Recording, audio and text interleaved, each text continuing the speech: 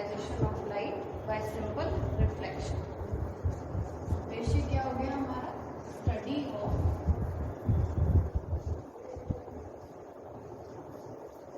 Polarisation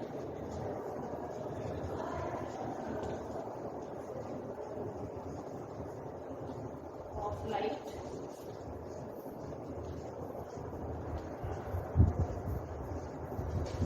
by simple reflection।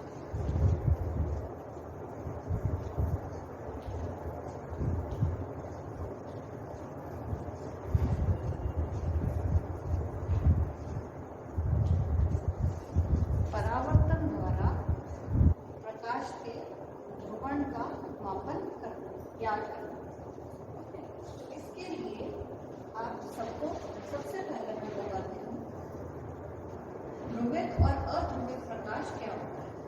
देखिए, आप सभी ने पढ़ रखा है कि हमारा जो प्रकाश है, जब भी वो उसकी हम स्टडी करते हैं थ्योरेटिकली, तो हम उसमें हम कहते हैं कि उसका जो इलेक्ट्रिक फील्ड वेक्टर है, उसके जो कंपन है, वो सभी संभव दिशाओं में होते हैं और उन कंपनों को हम प्रदर्शित करते हैं कुछ इस तरीके से।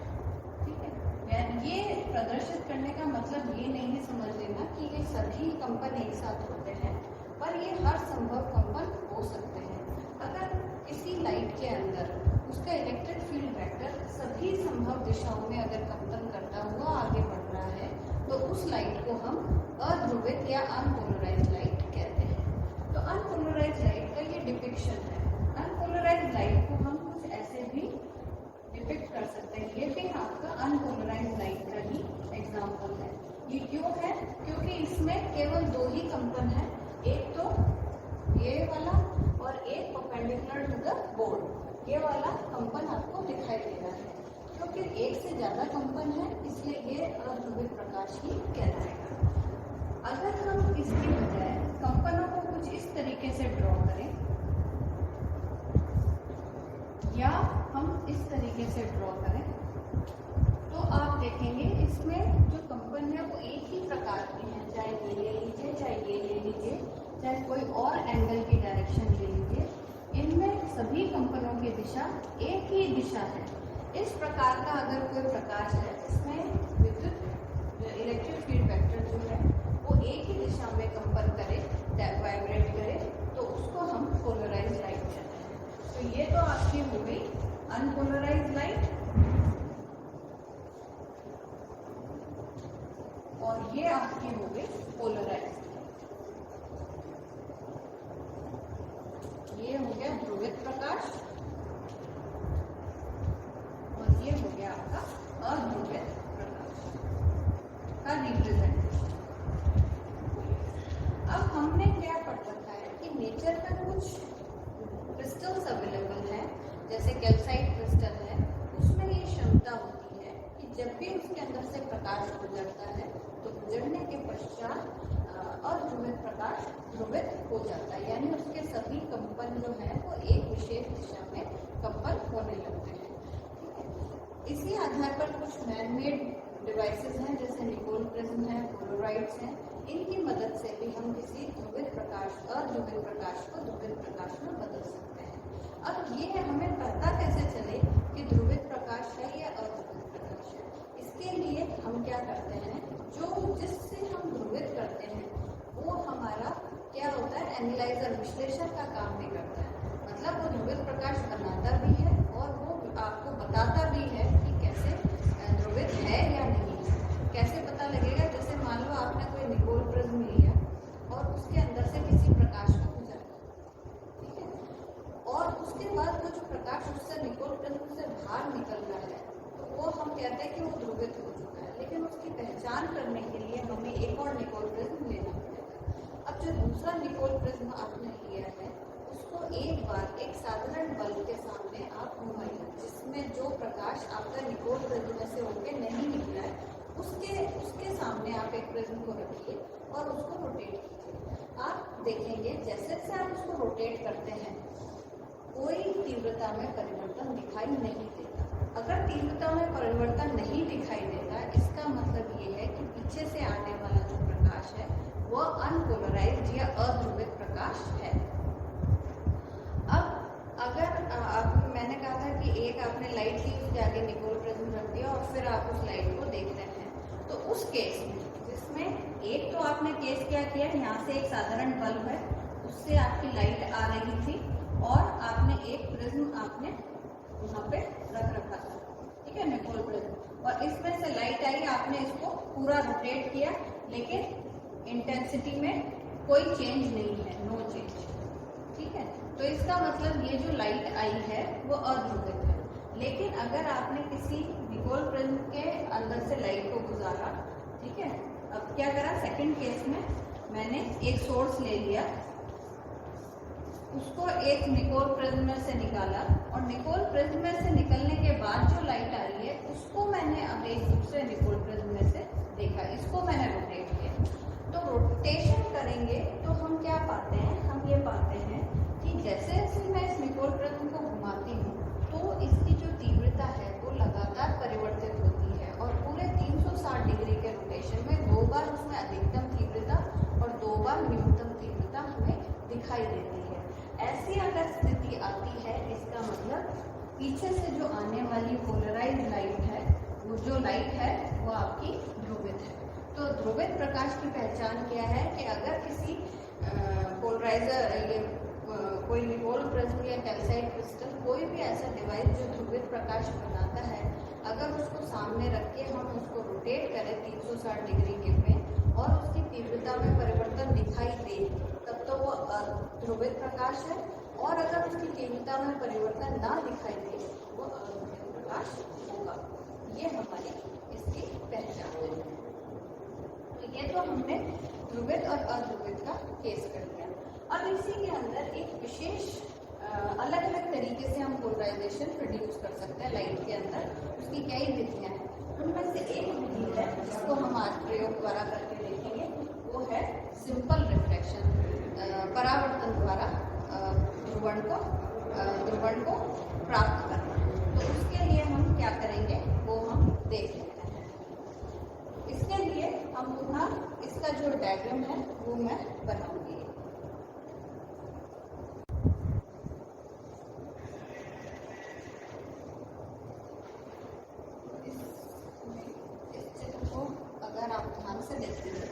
इसके अंदर हमने क्या करा है, जो उसका डायग्राम बना रखा है मैंने, जो प्रैक्टिकल हम यहाँ पर परफॉर्म करने वाले हैं। सबसे पहले इसमें चित्र में देखिए, यहाँ एक बल्ब लगा हुआ है, इस बल्ब के आगे एक लेंस लगा हुआ है। इस लेंस से क्या होता है, बल्ब से जो लाइट है वो इस लेंस पर आपतित होती है और फिर फोकस होके सामने रखी हुई ग्लास प्लेट पर गिरती है। ये ग्लास प्लेट इंक्लाइन किसी एक पर्टिकुलर एंगल पर रखी हुई है, इसका कोण हम लगातार बदलते हैं। जब इस लाइट के ऊपर जब इस ग्लास प्लेट के ऊपर लाइट गिरती है तो उसका कुछ भाग तो अवशोषित हो जाता है, कुछ भाग परावर्तित हो जाता है और कुछ भाग अपवर्तित हो जाता है। तो ये तो आपकी अपवर्तित किरण है और ये आपकी परावर्तित किरण है, रिफ्लेक्टेड रे है और ये रिफ्लेक्टेड रे है। हमें रिफ्लेक्टेड रे को स्टडी करना है। तो हम क्या करेंगे, जो रिफ्लेक्टेड रे है उसके सामने हम एक पोलरॉइड रखते हैं। पोलरॉइड की सहायता से हम ये पता लगा सकते हैं कि जो आने वाली जो प्रकाश है वो ध्रुवित है, आंशिक ध्रुवित है, कैसा है। इस पोलरॉइड के आगे ही एक फोटोवोल्टिक सेल लगी होती है, वो एक सेंसर की तरीके से कार्य करती है और इस सेल से हमारा एक अमीटर जुड़ा हुआ होता है जो धारा को नापता है हर सेकंड। तो ये कुछ हमारा सेटअप इस प्रकार से है। इसमें हम क्या करेंगे, जब हम बल्ब को ऑन करेंगे तो लाइट आपकी इस लेंस पर गिरेगी, लेंस से इस ग्लास प्लेट पे गिरेगी, इस ग्लास प्लेट से परावर्तन के पश्चात वो एक पोलरॉइड पे आएगी और उससे हम करंट का मापन कर सकते हैं। तो इस प्रकार से हमारा ये प्रैक्टिकल किया जाता है। तो अब मैं इसको करने का आपको एक्चुअल में जैसा सेटअप है वो दिखाती हूँ और उसके ऊपर इस एक्सपेरिमेंट को किस तरीके से करना है वो समझाती हूँ। चलिए अब हम polarisation of light by simple reflection के एपरेटस को पहले समझ लेते हैं। ये देखिए, ये पूरा एपरेटस कुछ इस तरीके से दिखाई देता है। इसमें अगर आप देखेंगे तो ये एक साधारण लैंप है जो कि एक कवरिंग के अंदर है। इसमें साधारण बल्ब लगा हुआ है। आप यहाँ से देख सकते हैं कि इसके अंदर से रोशनी आ रही है, ठीक है ना। इसके आगे आप एक देखेंगे, एक स्लिट लगी हुई है जिसमें आपको एक लेंस लगा हुआ दिखाई दे रहा है। ये जो लेंस है ये पीछे से आने वाले प्रकाश को केंद्रित करने के लिए, फोकस करने के लिए लगाया गया है। तो यहाँ से लाइट इस लेंस के ऊपर गिरती है और वो केंद्रित हो जाती है। इसके आगे अगर आप चलेंगे, यहाँ से लाइट बाहर आती है, यहाँ से लाइट बाहर आ रही है। उसके बाद आप सामने की तरफ एक ग्लास प्लेट देखेंगे। ये देखिए, ये एक ग्लास प्लेट है जिसको एक डी शेप के एक सर्कल के ऊपर माउंट किया गया है और ये इसके ऊपर फ्रीली रोटेट हो सकती है। इसके सर्कल के रोटेट करने से ये ग्लास प्लेट भी रोटेट होती है। तो यहाँ से आने वाला प्रकाश इस पर आपतित होता है। अब हम इसमें पास से देखेंगे तो ये जो सर्कल है इसके ऊपर आपको डी के एंगल्स बने हुए हैं, 10, 20, 30 ऐसे करते हुए इसमें सारे एंगल्स ड्रॉ करे गए हैं। और साइड ही साइड यहाँ पर एक पॉइंटर लगा हुआ है। इस पॉइंटर के सीध में जिस भी एंगल को आप रखोगे, ग्लास प्लेट उसी एंगल पे, इसको माउंट कुछ इस तरीके से किया गया है कि ये क्षैतिज या हॉरिजॉन्टल के साथ उसी एंगल पर सेट हो जाती है। यानी गिरने वाला प्रकाश अब इसके ऊपर इस कोण पे गिरेगा, 30 डिग्री पे गिरेगा या 40 पे गिरेगा, हम इसको बदल सकते हैं, ठीक है। अब इसके आगे आप देखिए, एक स्केल की सहायता से आगे आपको एक इंस्ट्रूमेंट लगा हुआ दिखाई दे रहा है। इस इंस्ट्रूमेंट में आगे की तरफ आपको एक गोला सा दिखाई दे रहा है। इसको हम आगे से देखते हैं तो आपको दिखाई देगा। एक मिनट, पहले एक बार पीछे से ही दिखा देती हूँ। इसमें देखिए, ये एक्चुअल में क्या है, ये एक सेंसर है, फोटो सेल है, जो कि ये देखिए, अब यहाँ से देख लीजिए, इसके अंदर यहाँ पर आगे की तरफ एक पोलराइड लगा हुआ है। ये एक पोलराइड लगा हुआ है और इसी के इसको रोटेट फ्रीली किया जा सकता है। इसके पीछे की तरफ एक फोटो सेल है जिससे जो लाइट को इलेक्ट्रिकल सिग्नल्स में कन्वर्ट करती है और इलेक्ट्रिकल सिग्नल्स जो जनरेट होते हैं उनको पिन की सहायता से, ये देखो 2 तार जा रहे हैं, इन 2 तारों का कनेक्शन हमने एक डिजिटल अमीटर से कर दिया है, ठीक है। तो डिजिटल अमीटर को हम ऑन करेंगे तो ये रीडिंग देना शुरू कर देता है। तो यानी क्या हो रहा है कि लाइट लैंप से आई, इसके ऊपर आपतित हुई, यहाँ से फोकस होके एक ग्लास प्लेट जो कि एक विशेष एंगल पे रखी हुई है उस पे आपतित हुई और उससे परावर्तन या रिफ्लेक्शन के बाद वो इस पोलराइड के ऊपर गिरती है। इसके पीछे जो लगी फोटो सेल है वो उसको इलेक्ट्रिकल सिग्नल्स में बदलता है, विद्युत सिग्नल्स में, और वो तार के जरिए अमीटर पे करंट कितना आ रहा है उसको मेजरमेंट हो जाता है। यहाँ पर साइड में एक नॉब दिया हुआ है। ये नॉब केवल ये बल्ब की इंटेंसिटी को बदलने के लिए है। इसका यहाँ पे हम इस प्रयोग में कोई काम में नहीं लेंगे। तो अब हम इसको प्रयोग को कैसे किया जाना है ये मैं आपको समझाती हूँ। तो इस प्रयोग को करने के लिए सबसे पहले आप इस बल्ब को ऑन करेंगे। इस बल्ब के सामने लाइट गिर रही है और सबसे पहले हम इस प्लेट को कि अंदर जो डी है इसको रोटेट करके हम 20 डिग्रीज के ऊपर रख देंगे। अब इस 20 डिग्रीज पर लाइट गिर रही है। अब हमें इसके अंदर परावर्तित प्रकाश को देखना है। तो परावर्तित प्रकाश को हम कैसे देखेंगे? इसके लिए हम एक वाइट पेपर काम में लेंगे। तो अब वाइट पेपर लेकर क्या होगा, जैसे ही हम इस वाइट पेपर को कुछ इस तरीके से रखेंगे, ये देखिए मैंने क्या करा, ये 20 डिग्रीज पे ग्लास प्लेट को सेट किया है और मुझे पता है कि जो परावर्तित प्रकाश है वो यहाँ से आके इस पे आपतित हो रहा है और परावर्तन के पश्चात रिफ्लेक्शन के बाद वो कुछ इस दिशा में जाएगा। तो मैं यहाँ पर इधर अंदाजे से एक वाइट पेपर रखूँगी। ये वाइट पेपर क्यों रखा है मैंने, क्योंकि हमें पता है कि जब भी कोई रिफ्लेक्टेड लाइट आती है तो उसका एक स्पॉट बनता है। तो देखिए, ये देखिए वाइट पेपर को रखते ऐसे तो नहीं पता चल रहा था, लेकिन मैंने वाइट पेपर को रखा तो मुझे एक स्पॉट सा धब्बा सा चमकीला धब्बा दिखाई देने लग गया।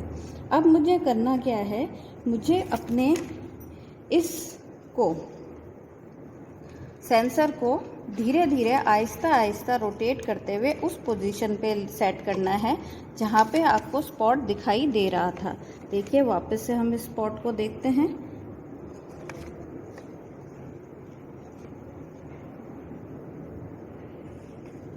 एक सेकेंड,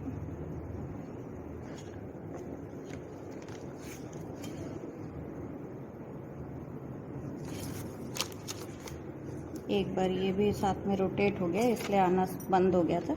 ये देखिए, अब ये स्पॉट आपको दिख रहा है, ठीक है ना। अब इस स्पॉट के सामने मैंने अपने इसको एडजस्ट कर दिया। थोड़ा बहुत अगर एडजस्टमेंट कम ही हो तो आप इसको मूव कर सकते हैं। एक चीज़ का ध्यान रखना, ये जो अगर यही टाइप का इंस्ट्रूमेंट आप लैब में काम में ले रहे हैं तो इसमें एक प्रॉब्लम है, जब मैं इसको मूव करती हूँ इधर उधर तो डी भी थोड़ा सा मूव हो जाता है, तो आपको दोबारा इसको एडजस्ट करना पड़ेगा 20 डिग्रीज पे, ठीक है। नहीं तो ये कई बार क्या होता है, गलत रीडिंग आ जाती है। अब ये आपका सेट हो गया। अब आप क्या करेंगे, आप देखिए यहाँ पे अमीटर में कुछ रीडिंग आ रही है।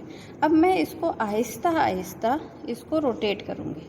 इसको देखिए, रोटेट करने से आप अमीटर की रीडिंग देखिए, अमीटर की रीडिंग भी लगातार बदल रही है, ठीक है। जैसे जैसे मैं रोटेट कर रही हूँ उसकी रीडिंग लगातार परिवर्तित होती जा रही है। अब मुझे क्या करना है, इसके अंदर मुझे पूरे 360 डिग्री तक इसको रोटेट करना है। पूरे 360 डिग्री में आप देखेंगे कि करंट अधिकतम से न्यूनतम होगी और फिर अधिकतम होगी, कुछ इस तरीके की प्रक्रिया चलती रहेगी। तो इस पूरे 360 डिग्री के रोटेशन में जो अधिकतम धारा है, मान लो ये 8.8 अधिकतम धारा आई, इसको जब मैंने पूरा घुमाया, और जो न्यूनतम धारा थी वो 3.2 कुछ थी, तो मैं इसके अंदर आई मिनिमम जो है वो जो भी मुझे अधिकतम यहाँ पर इस जगह पर जो अधिकतम प्राप्त हुई उसे ले लूँगी और जो न्यूनतम प्राप्त हुई उसको ले लूँगी एक ही रोटेशन में। अब ये आई मैक्स और आई मिनिमम किस एंगल के लिए हैं, थीटा बराबर 20 डिग्रीज के एंगल के लिए हैं। ये आपका पहला पार्ट हो गया। इसको हम टेबल के अंदर, अभी आपको टेबल दिखाएंगे तो उसके अंदर आप देख के उसको रिकॉर्ड कर सकते हैं। उसके पश्चात मैं इसको घुमा के 30 डिग्रीज पे कर दूंगी। अब 30 डिग्रीज पे करेंगे तो नेचुरल है आपका जो स्पॉट है वो अपनी पोजीशन चेंज कर लेगा। अब देखिए, स्पॉट आपको यहाँ दिखाई दे रहा है। तो अब मैं क्या करूँगी, इसको जो मेरा सेंसर है उसको मैं धीरे धीरे खिसका के, अब देखिए मैं इसको खिसका रही हूँ, साथ ही साथ मेरा डी भी शिफ्ट हो गया। तो इसको वापस से आप 30 डिग्रीज पे करिए और वापस से हम इस पे पेपर लगाएंगे। तो पेपर लगा के अब देखिए आपका ये जो स्पॉट है ये बिल्कुल उसी जगह पर है जहाँ मैंने सेंसर लगा रखा है। अब हम रीडिंग नोट कर सकते हैं। पूर्व की भांति ही मैं इसको धीरे धीरे रोटेट करूँगी और यहाँ पे अमीटर की रीडिंग बदलेगी।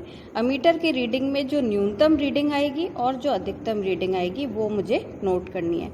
इस प्रकार से ये प्रैक्टिकल 20 डिग्रीज, 30 डिग्रीज, 40 डिग्रीज से करते हुए हम 70 डिग्रीज तक लेंगे। हर बार हम क्या करेंगे, इसको कागज की मदद से हम उसका रिफ्लेक्टेड पार्ट ढूंढेंगे, कहाँ रिफ्लेक्शन हो रहा है, ठीक है, और रिफ्लेक्शन कहाँ हो रहा है, और आपका ये जो सेंसर है उसको हम उसी जगह पर लगाएंगे। उसी जगह पर लगाने के बाद आप इसको रोटेट करेंगे और आपके जो करंट में जो वेरिएशन आ रहा है उसको आप नोट करते जाएंगे। अधिकतम और न्यूनतम धारा को आप नोट कर लेंगे। इस प्रकार से हम ये प्रयोग करते हैं। तो हमने क्या करा है, इसके अंदर एंगल, इस एंगल को हमने 20 से लेकर 70 तक चेंज किया। हर बार हमने कागज की मदद से जो परावर्तित प्रकाश है उसको धब्बे के रूप में हमने यहाँ पर देखा ठीक है। और अभी दिखाई नहीं दे रहा, धब्बे के रूप में हम यहाँ रखेंगे। उसके सामने हम जहाँ भी धब्बा दिखाई देगा वहाँ पर हम इस सेंसर को शिफ्ट करेंगे और फिर उसके पश्चात जब वो सेट हो जाएगा उसके पश्चात हम इसको धीरे धीरे रोटेट करेंगे। रोटेशन के वक्त इसमें डिजिटल अमीटर में रीडिंग लगातार बदलती है, तो उस पूरी रीडिंग में जो न्यूनतम रीडिंग है और जो अधिकतम रीडिंग है उसको हम नोट करेंगे। तो थीटा, आई मैक्स और आई मिनिमम, ये 3 रीडिंग हम इसके अंदर लेते हैं। तो प्रयोग का ये भाग इतना ही, बाकी अब आपको बोर्ड पे बताती हूँ। देखिए, आपने ये एक्सपेरिमेंट को किस तरीके से करना है उसको आपने समझ लिया। अब मैंने क्या कहा था, आप थीटा को बदलते जाइए 20 डिग्री से 70 डिग्री तक, और हर बार आप धारा, अधिकतम धारा और न्यूनतम धारा को नोट करते जाइए, यानी आई मैक्स और आई मिनिमम को नोट करते जाइए। तो ये रीडिंग आप उस पर सेटअप पे ले लेते हैं। उसके पश्चात गणना में आपको पी निकालना है। पी है डिग्री ऑफ पोलराइजेशन, यानी ध्रुवण की कोटि। उसका फॉर्मूला है I max minus I minimum upon I max plus I minimum. इसकी सहायता से हम पी ज्ञात करेंगे। अब हमें गणना क्या क्या करनी है, इसके अंदर हमारे पास देखो थीटा है, आई मैक्स है, आई मिनिमम है और पी है। अब हम इसके अंदर 2 ग्राफ बनाएंगे। सबसे पहला ग्राफ आपका बनेगा आई और थीटा के बीच में। आई और थीटा के बीच में 2 ग्राफ बनेंगे, एक तो आई मिनिमम वर्सेस थीटा और एक I maximum versus theta. 2 graph आपको एक ही ग्राफ पेपर पे 2 ग्राफ बनाने हैं। अगर आप उसको ग्राफ को देखेंगे तो हर दोनों ग्राफों में एक डिप आएगा और उसके बाद वो बढ़ता चला जाएगा। ऑब्वियस है, आई मैक्सिमम का ग्राफ आई मिनिमम से ऊपर होगा क्योंकि मैक्सिमम करंट ज़्यादा होगी हमेशा। दूसरा ग्राफ हमें बनाना है पी वर्सेस थीटा के बीच में। इसका अगर आप ग्राफ देखेंगे तो इसमें एक पीक आएगा और उसके बाद वो वापस डिक्रीज होगा। तो जिस बिंदु पर पीक आएगा, जहाँ पर पी का मान अधिकतम है, वहाँ पर हम एक लाइन ड्रॉ करेंगे और उसके कॉरस्पॉन्डिंग एंगल को हम मेजर करेंगे। ये जो एंगल है, ये एंगल वो एंगल है जिस पर आपका जो ध्रुवित प्रकाश है वो पूर्णतः जो आपका जो प्रकाश है वो पूर्णतः ध्रुवित हो गया। इससे पहले जितने भी प्रकाश अलग अलग एंगल पे आते हैं वो आंशिक रूप से ध्रुवित होते हैं, लेकिन ये पर्टिकुलर एंगल वो एंगल है जहाँ पर परावर्तित प्रकाश पूरा ध्रुवित हो जाता है। इट गेट्स पोलराइज्ड कंप्लीटली, और इस एंगल को हम कहते हैं ब्रूस्टर एंगल। तो हमें इस प्रयोग में ये ब्रूस्टर एंगल और पी वर्सेस थीटा का वेरिएशन को स्टडी करना है। तो इस प्रकार से हम इस एक्सपेरिमेंट को करते हैं और इसका जो राइटअप है वो मैं आपके साथ शेयर कर दूँगी कि फाइल में आपको किस प्रकार से लिखना है। धन्यवाद।